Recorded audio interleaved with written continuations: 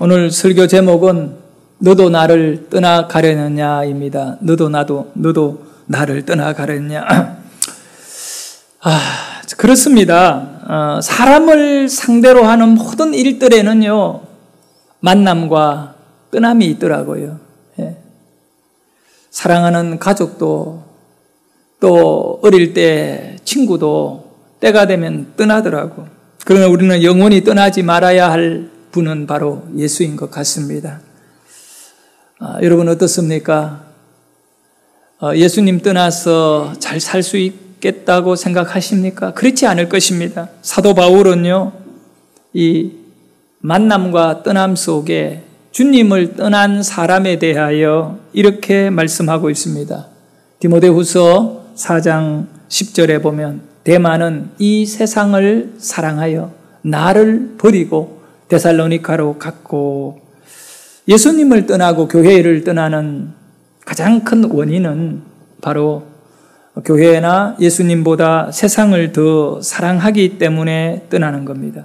예수님보다 더 사랑하면, 그것이 있다면 교회 나오는데 방해가 될 것이고, 마귀는 그걸 놓치지 않고 우리들에게 교회를 떠나도록 지금도 끊임없이 여러 가지 방법을 다 사용해가지고 예수를 떠나라, 교회를 떠나라, 그것이 우리에게 큰 복이라고 속이고 있습니다. 그래서 성경에서 마귀 사탄은 바로 거짓말의 아비다. 교회를 처음 믿는 것이 얼마나 어렵습니까, 여러분? 전도해보면 알 거고, 가족들 가운데 예수 안 믿는 가족들을 교회로 전도하려고 할 때 사랑하는 가족임에도 불구하고 이 부분에는 한치의 타협이 없이 끝까지 고집을 피우는 것을 보면서 정말 교회 나오는 거 어렵다.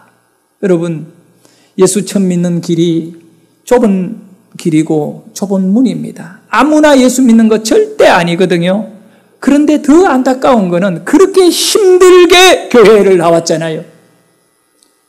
믿음 생활 시작했는데 그렇게 힘들게 이제 신앙을 가졌으면 절대로 교회를 떠나지 말아야겠다고 해야 되겠는데, 성도들이 교회에 남아서 믿음 생활하는 것은 더 어렵고 힘든다는 겁니다.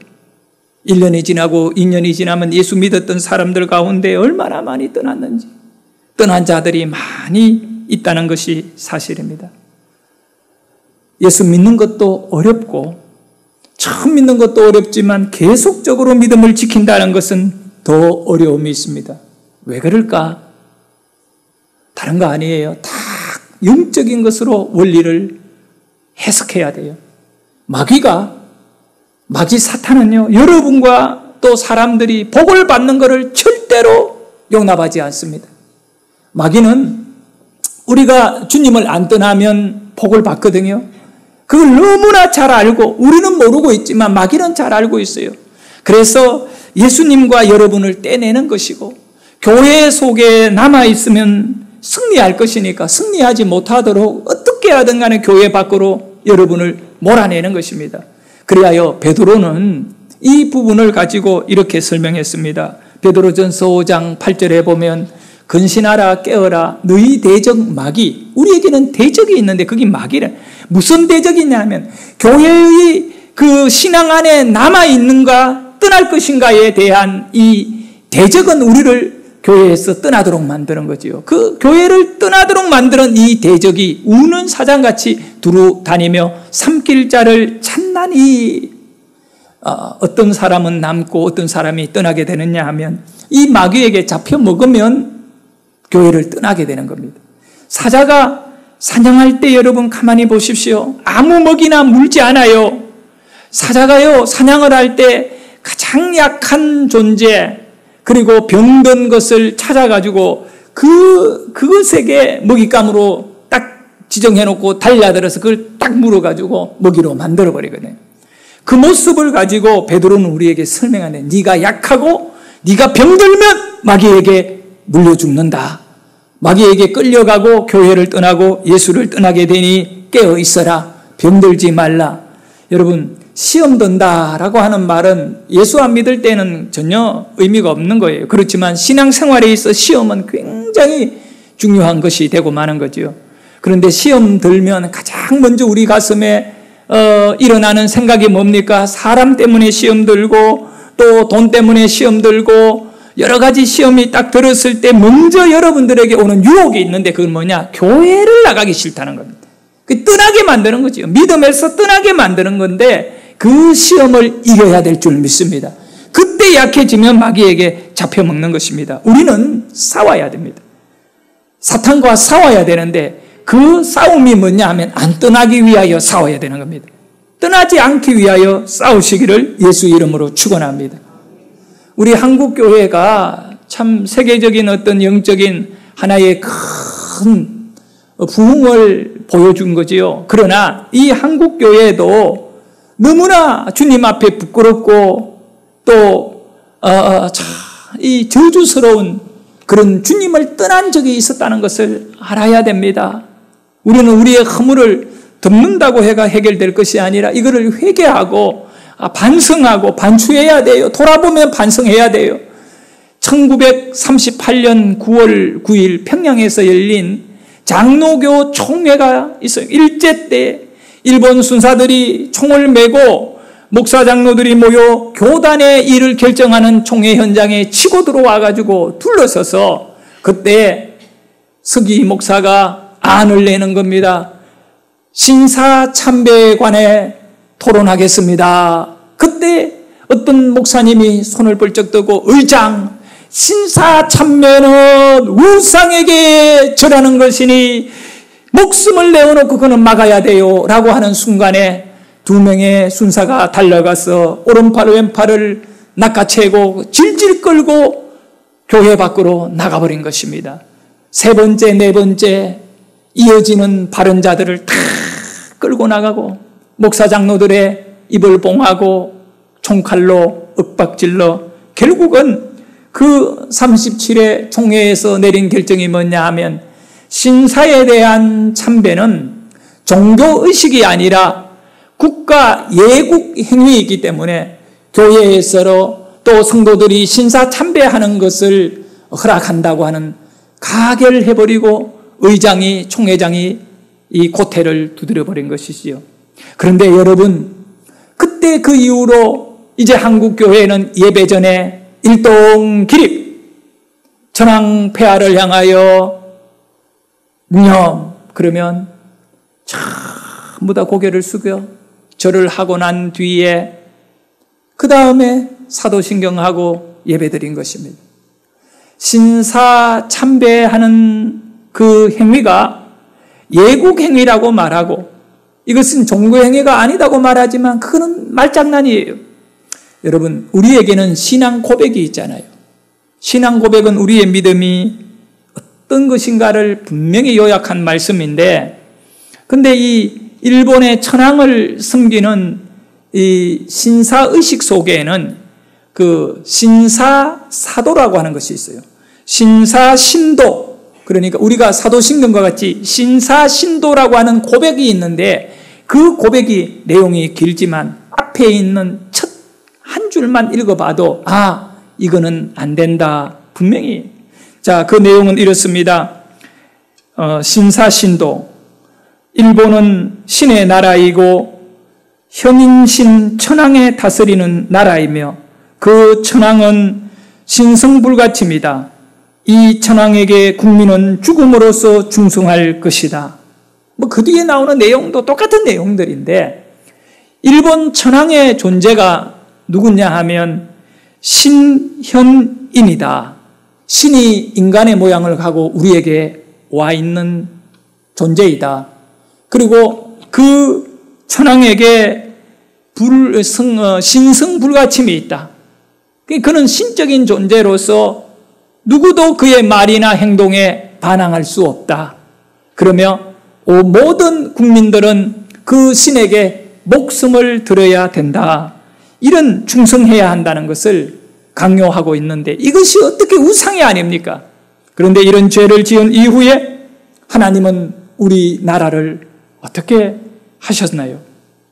여러분 평양에서 이루어진 총회였는데, 그러고 얼마 지나지 않아 해방을 맞이해 우리는 너무 들뜬 가슴으로 자유를 얻은 줄 알았는데 죗값을 치러야 되거든요. 남북한이 나누어진 것입니다. 분단 국가가 되고 말은 거지요.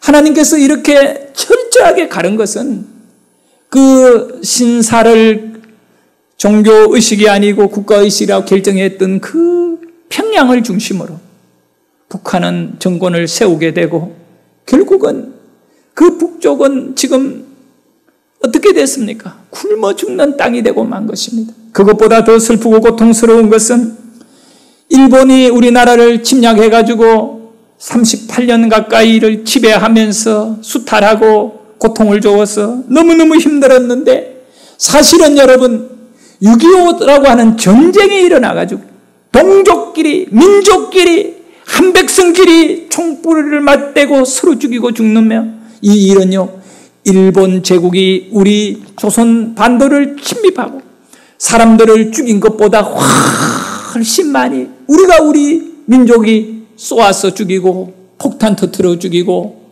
그랬던 것입니다. 여러분, 이런 상황들을 돌아보면서 하나님께서는 그때 옥고를 치른 수많은 목사님과 장로님 500명이 넘는 사람들이 벌컥 들고 전국 여기저기서 일어나서 절대 신자 참배는 안 돼요 하다가 잡혀가서 죽은 사람만 해도 부지기수인데, 그 신앙의 간열적 영적인 주님을 떠나지 않기 위하여 목숨 내어놓았던 분들을 기억해가지고 남쪽을 믿음 공동체로 만들어주신 거예요. 북쪽에 예수 믿는 사람 6.25 전쟁 때 남쪽으로 다 내려오게 만들어가지고 결국은 남한의 세계적인 부흥의 어떤 터전으로 만들어주신 것입니다. 우리는 여기에서 주님을 떠나는 것이 얼마나 저주이고, 또 우리는 살기 위하여 쉽게 주님을 떠날 수 있다는 것을 깨닫고 어떤 경우에도 예수를 떠나지 않는 믿음으로 무장하셔야 됩니다. 몇 년 전에 우리 아이들이 초등학교 다닐 때 여명이 막내에게 물어봤습니다. 여명아, 만약에 너 예수 믿는다고 죽인다면 너 어떻게 할 거니? 물으니 참을 고민을 하면서 이 생각 저 생각 하더니 눈을 뜨고 나를 쳐다보며 대답하기를 예수 안 믿는다고 말할 거대요. 왜? 그러니까 살아야 되지 않느냐. 그 다음 이야기를 들어보라는 거예요. 그리고 아빠, 그 사람 없을 때 난 믿을 거야. 그것이 여러분의 생각이거든요. 그것이 바로 뭐냐 하면, 철이 없고 어려서 그러지만 신사참배는 종교의식이 아니라 국가의례이다라고 하는 말과 뭐가 다르냐? 예수를 떠난다는 것은 처음부터 나는 예수를 안 믿어요가 아니라 조금씩 우리의 마음을 허물기 시작해서 결국은 나도 모르는 사이에 이미 주님과 멀어져 있음을 느끼게 될 것입니다. 성도 여러분, 오늘 우리가 읽었던 이 성경 본문에 보면 예수님이 제자에게 묻습니다. 12제자에게 너희도 나를 떠날 것이냐? 너희도 나를 떠날 것이냐? 저는 이 요한복음 6장을 읽으면서 오늘 한국교회가 처한 이 암담한 현실 속에 성도 한 사람 한 사람을 향하여 주님은 지금 목사인 저의 설교를 통하여 물어보고 있는 것 같습니다. 먼저 나에게도 물으시고 여러분에게도 묻고 계십니다. 너도 나를 떠날 것이냐? 요한복음 6장의 내용은 오병이어의 기적으로 시작하고 있습니다. 예수님이 들판에서 굶주려 있는 5,000명이 넘는 사람들에게 보리떡 5개와 물고기 2마리로 기적같이 그들을 먹였습니다. 그들이 이 예수님이 행하는 기적을 보고 깜짝 놀라면서 이제는 되었다 무릎을 치면서 모든 사람들이 희망을 가지게 됩니다. 그것은 바로 자신들이 겪고 있는 고통의 문제를 이 예수로 해결받을 수 있다라고 하는 생각이었습니다. 그 고통은 바로 로마 제국이 지금 수년째 나라를 완전히 식민지화해버렸고 세금을 거두어가고 사람들을 이렇게 저렇게 고통 속에 가두어버렸기 때문에 그들은 그 고통의 창살을 열고 나오고 싶었는데 열어주는 자가 없었다는 거예요. 그런데 예수님이 능력을 행하시잖아요. 그래서 그들은 생각합니다. 이 예수가 앞장서고 우리가 따라가면 로마 군대를 물리칠 수 있을 것이다. 왜냐하면 이분은 죽은 나사로도 살려버리고 굶주려 있는 우리에게 기도 한번 딱 하고 나니까 이 5천 명이 넘는 사람들을 다 먹여버리는 기적, 수많은 병자들이 이분의 말 한마디에 나아버리는 것입니다. 이런 볼 수 없었던 이 어마어마한 기적이 일어나는 장면을 통하여 이 예수로 인하여 우리가 나라를 다시 정상적으로 돌릴 수 있다라고 하는 희망을 가지고 그 사람들이 예수님께 몰려들기 시작했습니다. 얼마나 많은 사람들이 예수님께 몰려들고 있는지요. 헤아릴 수 없을 정도로, 발디딜 틈이 없을 정도로 예수 주위에는 언제나 사람들이 가득 몰려들었습니다. 그리고 그분들이 이런 얘기를 합니다. 14절과 15절을 크게 읽도록 합니다. 그 사람들이 예수께서 행하신 이 표적을 보고 말하되 이는 참으로 세상에 오실 그 선지자라 하더라. 그러므로 예수께서 그들이 와서 자기를 억지로 붙들어 임금으로 삼으려는 줄 아시고 다시 혼자 산으로 떠나 가시니라. 예수님을 임금으로 삼으려고 했는데, 임금이라는 건 나라에 한 명밖에 없는 거잖아요. 바로 예수님을 이 나라를 만드는, 이 유대를 회복하는 이 일에 그 임금으로 세워가지고 그렇게 자기네 유대 나라가 자유를 누리고 해방하기를 원했던 것입니다. 그런데 우리 주님은 그걸 받아들이지를 않았던 것입니다. 너희들의 관심은 이 나라의 회복인데 나의 관심은 모든 자들의 심령의 결박, 국가의 결박이 아니라 죄의 결박, 그것을 풀어주려고 영생을 주려는 것이 나의 목적이다. 그걸 위해서 나는 왕이 되는 것이 아니라 십자가를 질 것이다. 나는 너희들을 위하여 대속의 제물이 될 것이다. 이런 말씀을 하니 사람들이 도저히 예수님이 이해가 되지 않습니다. 자기네들의 머리로는 도저히 예수님이 파악이 되지 않습니다. 여러분, 이것을 분명히 알아야 됩니다. 예수님은 사탄으로부터 결박된 우리를 풀어주기는 것이 목적이지 로마의 정권에서 우리를 푸는 것이 목적이 아님을 아셔야 됩니다. 그런데 백성들은 로마의 정권에서 풀려나는 것만을, 그것이 인생의 목적이 되어버렸기 때문에 그들이 갖고 있는 고정관념이라는 건요, 무서운 것입니다. 이 고정관념의 틀 안에서 그들은 예수님을 바라보고 있었던 것이죠. 그래서 로마로부터 해방이라고 하는 고정관념이 인생의 목적이 된 그 시대의 사람들이 예수님이 하신 말씀, 바로 마귀로부터 해방, 죄로부터 해방은 귀에 들려지지를 않는 것입니다. 그래서 그들이 어떻게 했습니까? 예수님을 떠나기 시작했다. 66절의 말씀을 읽도록 하겠습니다. 그때부터 그의 제자 중에서 많은 사람이 떠나가고 다시 그와 함께 다니지 아니하더라. 성경에는 우리 예수님 주위에 언제나 사람들이 몰려오더라, 많은 사람들이 예수님께 몰려왔다, 이런 내용이 가득 채워져 있는데 오늘 여기 이 말씀에는 사람들이 떠나더라. 예수님을 따랐던 사람들은 자기 생각이나 자기의 고정관념에 이게 이해가 안 되면 그대로 예수님을 떠나버리는 것입니다. 우리는 하나님의 계획이 무엇이며 하나님의 생각이 무엇인가를 늘 겸손하게 귀 기울이고 살펴야 하는 것입니다. 내 고정관념을 앞세우고 믿음 생활하려고 하다 보면 반드시 우리는 미끄러지게 되고 주님을 떠나게 되는 것입니다. 마귀가 그것을 내버려 두지를 않거든요. 그래서 오늘도 겸손한 자는 은혜를 받지만 교만한 자기의 생각이나 고정관념을 갖고 주님을 바라보는 사람은 예수님을 유대의 왕으로 세우려고 했던 그때 그 유대인들과 다를 바가 없이 우리 생각대로 주님을 자꾸 세우려고 하는 그런 과오를 범하게 되는 줄 아셔야 합니다. 오늘날 코로나가 전 세계적으로 팬데믹 현상으로 어려움을 주고 있습니다.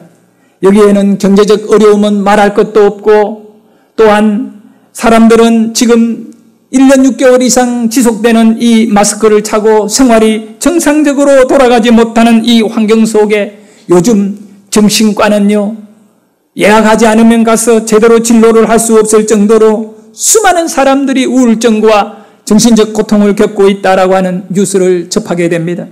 여러분, 직장을 출근해서 일해야 되는 것만 갖고 있던 고정관념이 깨어지고 재택, 집에서 직장 일을 볼 수 있는 그런 일들이 지금 코로나로 인하여 굉장히 확대되고 있습니다.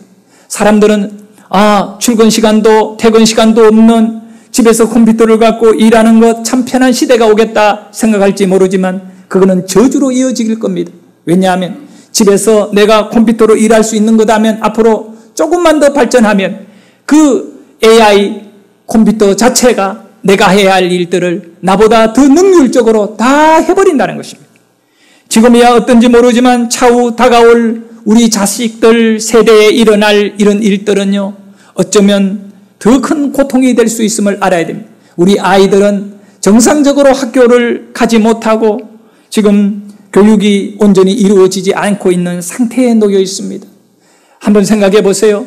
얼마 전에 제가 이 신문을 통하여 접한 충격적인 내용은 우리 지금 고등학생, 중학생들이 기초 학문이 다 무너져 버렸대요.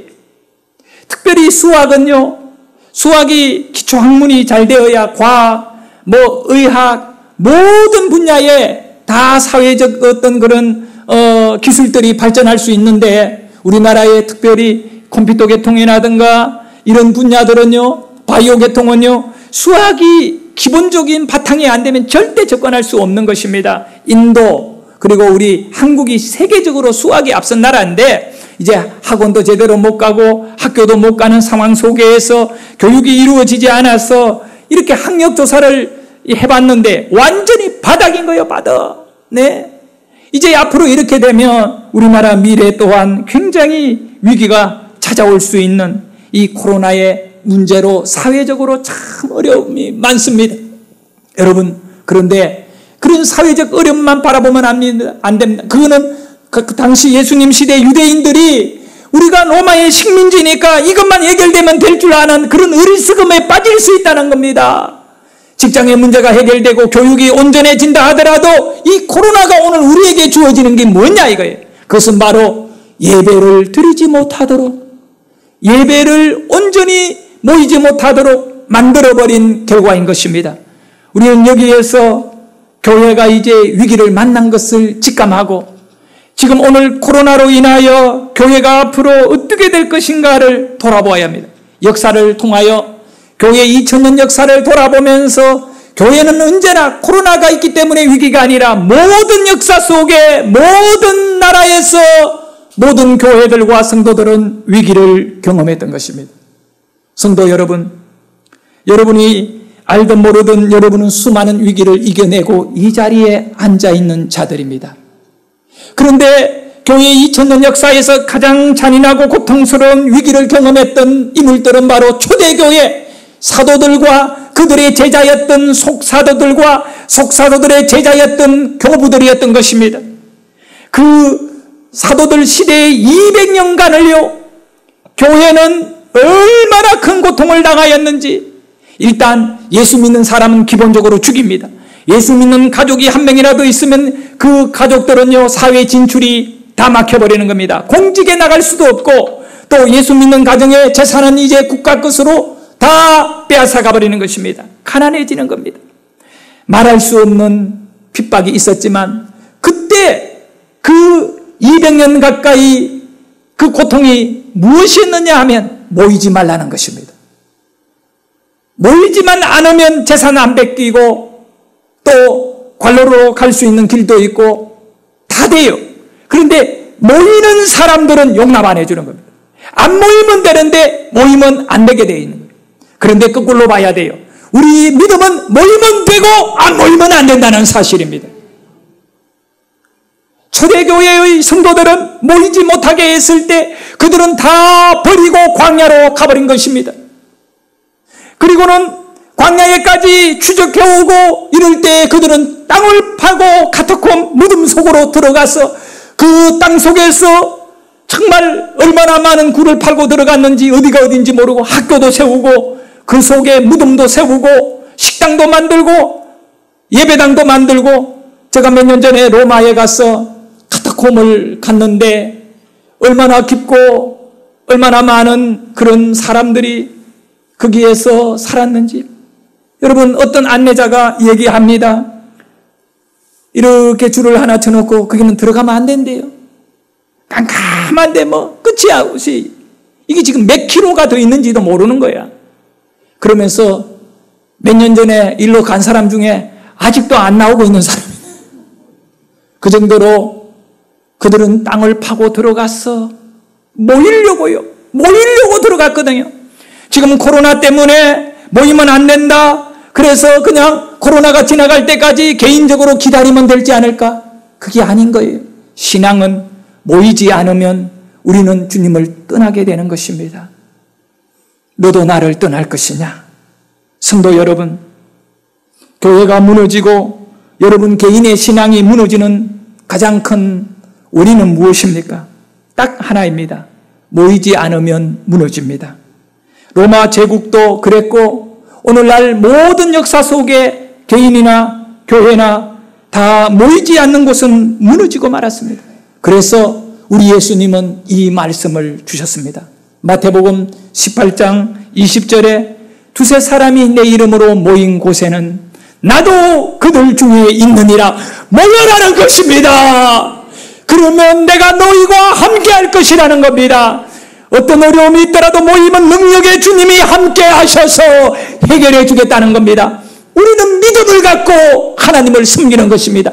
그 믿음이 뭐냐 하면 모이면 능력 주시고 모이면 축복해 주시고 모이면 이길 거라는 것입니다. 보세요.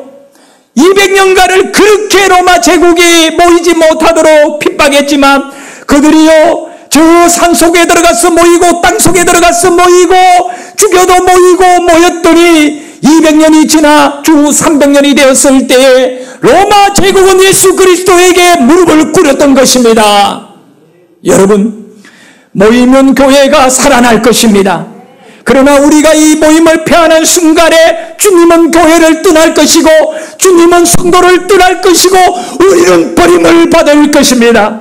히브리서 10장 25절에 보면 모이기를 폐하는 어떤 사람들의 습관과 같이 하지 말고 오직 권하여 그날이 가까움을 볼수록 더욱 그리하자. 그날이 언제입니까?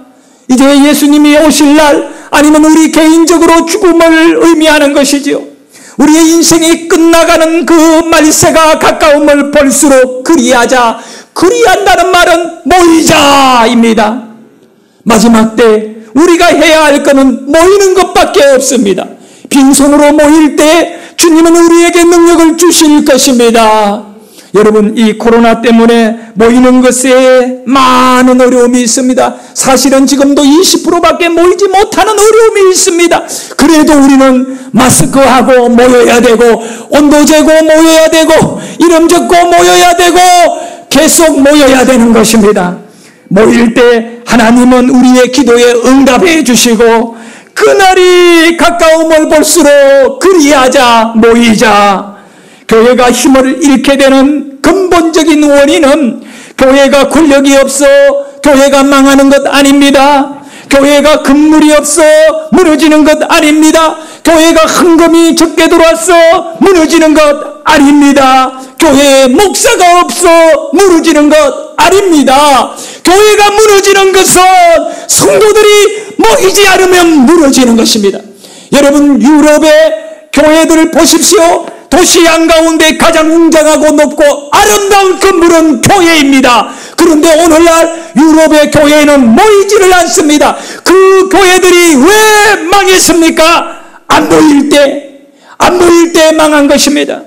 세상의 바쁜 일로 또 여러 가지 일들로 그들은 모이는 것을 줄이기 시작하고 현대사회에서 그들이 모이기를 등한히 할 때 결국은 쓰나미같이 교회는 무너졌던 것입니다.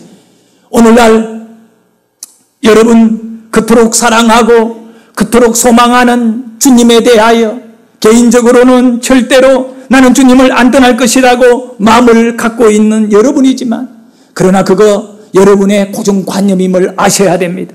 여러분의 생각임을 아셔야 됩니다. 안 모이면 아무런 소용이 없습니다. 안 모이면 무너지게 되는 것이고 여러분 교회에서 모여 예배하고 기도하는 것 이것이 바로 영적인 회복의 출발입니다. 그래서 오늘 저는 말씀의 결론을 시편의 말씀을 통하여 답을 여러분에게 드리고자 합니다.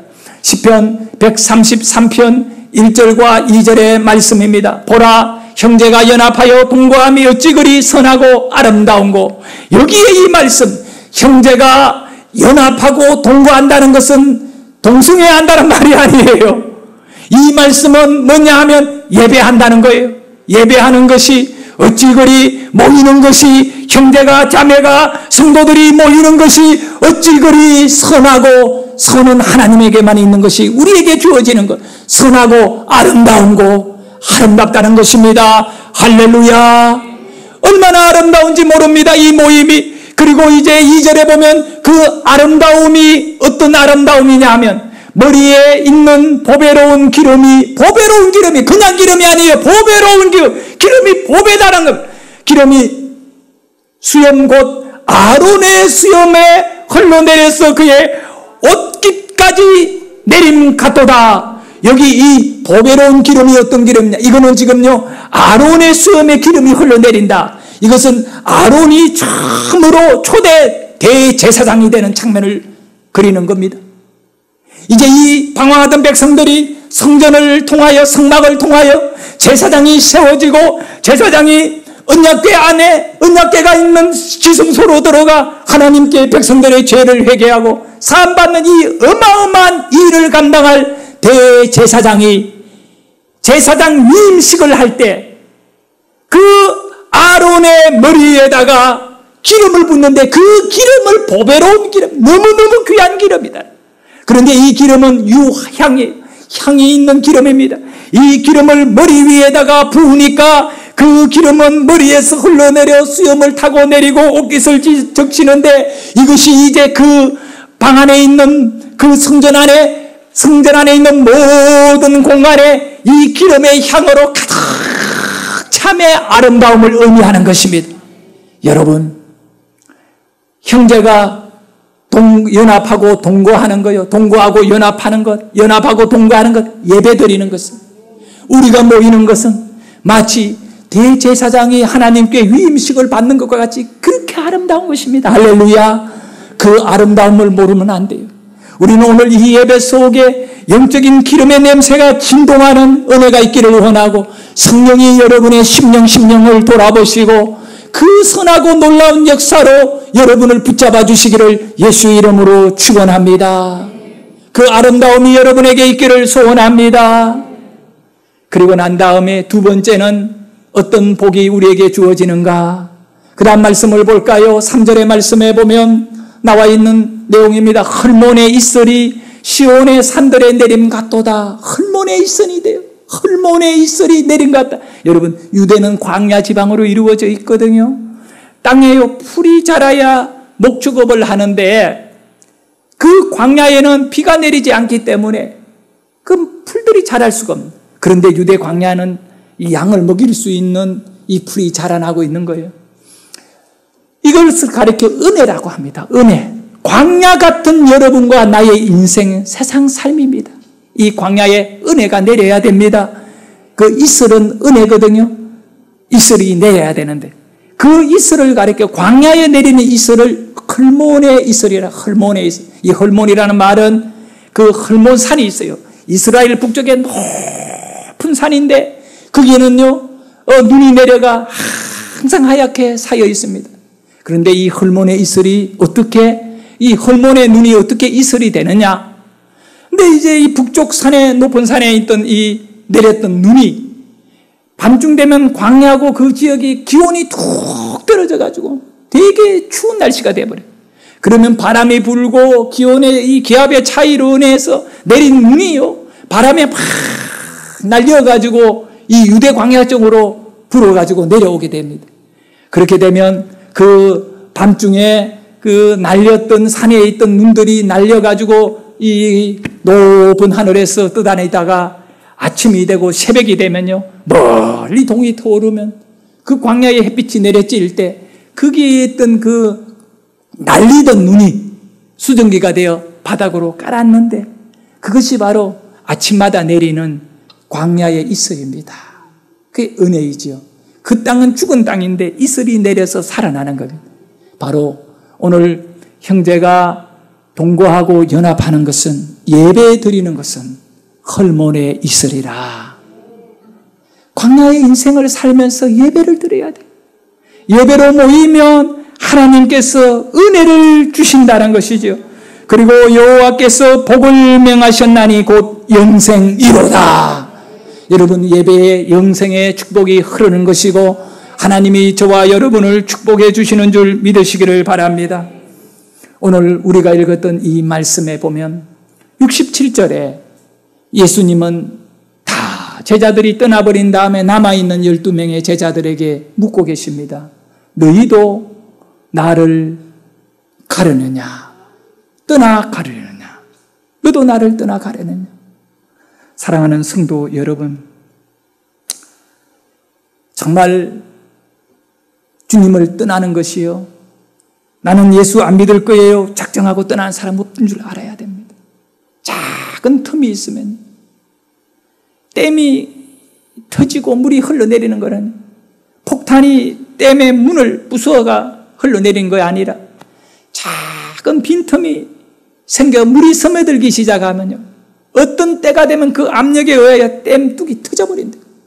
그와 같이 우리의 믿음도 작은 것들 양보하고 모이는 것들을 등한시 여기면요, 이런저런 이유 없이 안 나오는 분 없어요. 다 이유가 있겠지요.